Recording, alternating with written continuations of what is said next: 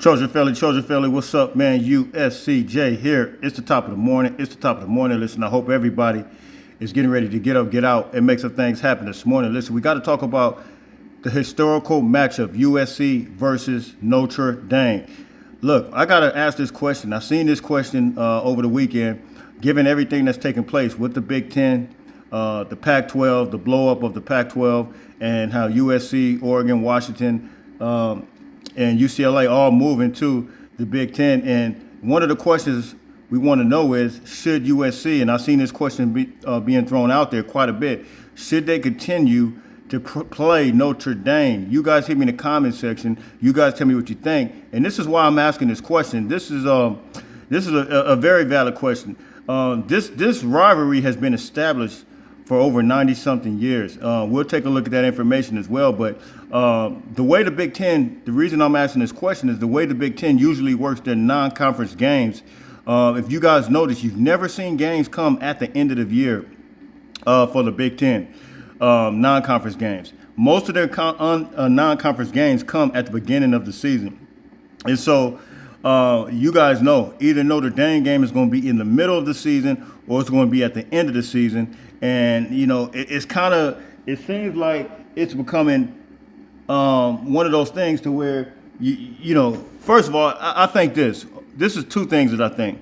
I think that it's going to be rougher to try to make and tougher to try to make this game, even though we established we had an understanding that we still play Notre Dame. Notre Dame, like UCLA, is one of our biggest rivals. We've been playing them for so long. I think that it's going to be tougher to schedule that game, especially if they're not in the conference. I think we should force Notre Dame's hand. Here's the question I have. Why is it? What makes Notre Dame so special to where they don't have to join the conference? I think trying to maintain their independence, I think I've heard that they may be possibly reaching a deal where upward of $70 million with NBC, if I'm not mistaken. But my question is, what makes them so better than everybody else? And because if you look at everything else, and if they're not in the major conference, here's my question: how do they make the playoffs? I know they do their own scheduling, but you got these schedules, you got these conferences, the SEC particularly, and the Big Ten, and you can now put in there the Big 12. They're going to be so stacked. I don't know what the ACC is going to do, but they're going to be so stacked to where you wonder if you're not in one of these conferences, if you're going to be locked out. That's the question I have. That's what I'm looking at. Let's take a look real quick at the series and see exactly what wouldn't be if USC and Notre Dame didn't play. And you see here this rivalry over 93 meetings, man. 93 total meetings all time. And you see the series here. Notre Dame leads the series 48-37 and 5.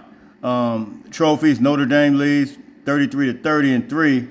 Largest victory, Notre Dame 50. This was 1966, 51-0. Longest win streak is Notre Dame 11, 1983 to 1993. Longest unbeaten, Notre Dame 13, 1983 to 95. Current win streak, USC. Of course, we just beat them last year, and you know, most likely we're gonna beat them this year. And you see here the history here. The first meeting between Notre Dame and USC, 1926. Wow, that's pretty incredible. A couple more years, you're talking about 100 years, and you see here Notre Dame won that 13-12. Of course, you see the last meeting there, and the next meeting is going to be coming up this October. So you guys hit me in the comments. Let me know what you guys think. The way the Big Ten is getting ready to possibly do some more expanding. And my thing is this: should Notre Dame, should USC, other schools that are rivals to Notre Dame, should they force Notre Dame's hand? Because you got these conferences that are shaping up. And as I stated, the Big Ten plays most of their non-conference games at the beginning of the season. Also, I even seen one comment that suggests that USC should cancel that game from LSU. I don't think we should. You know, it's at the beginning of the season next year.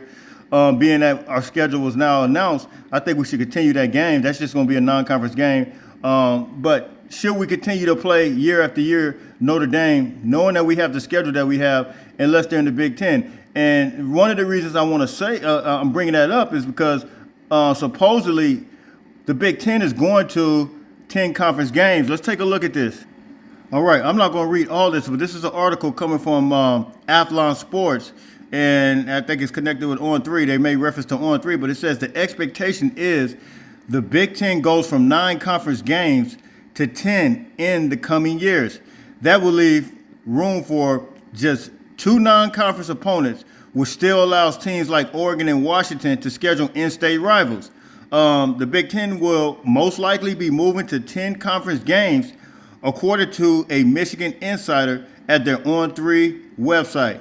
Not one of the dumb fake ones, a real one. That's not surprising. The math works better at 10 than 9. So, usually when, especially like Oregon, they usually play like Portland State or something like that. And but now, their non-conference games, just to keep those rivalries up, they want to try to continue, I guess, in the non-conference, possibly. This is just rolling out. Possibly play Oregon State as a non-conference game. So do we want to continue to play Notre Dame as a non-conference game?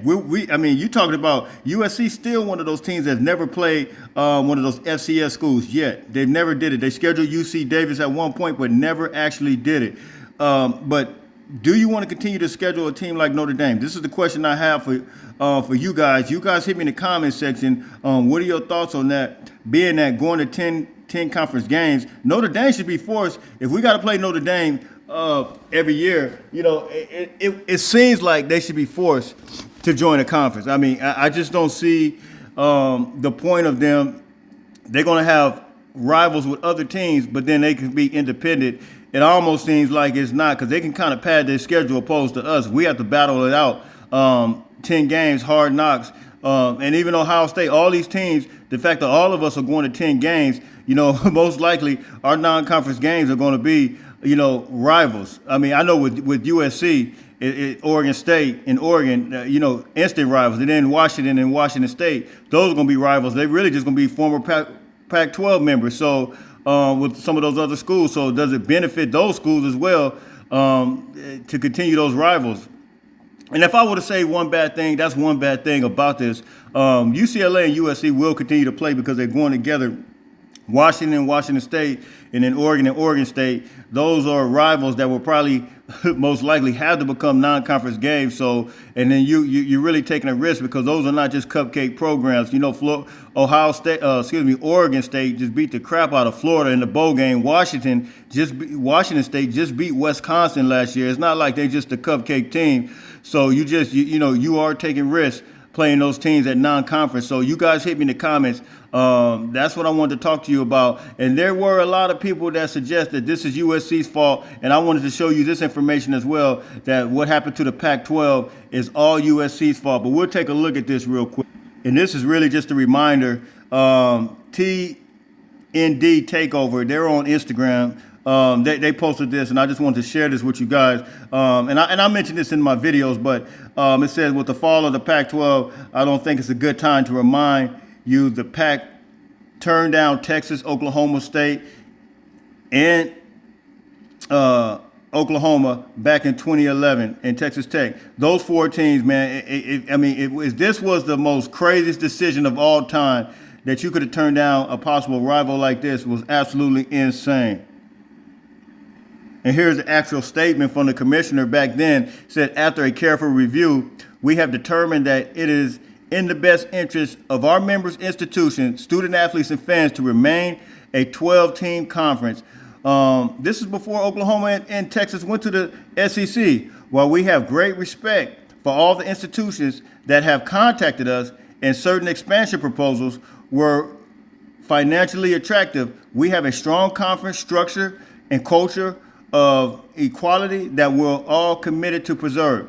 With new landmark TV agreements and plans to launch our innovative television networks, we are going to focus solely on these great assets. Our strong heritage and the bright future is in front of us. Is that unbelievable or is that unbelievable, man? You guys hit me in the comments, man. You guys let me know what you think. The Pac-12 is officially completely lost in the sauce, man. Listen, I'm out of here. Look, until later on, everybody stay blessed, man. Don't forget, make sure you get up, get out, and make some things happen. Until later on, fight on, fight on, fight on.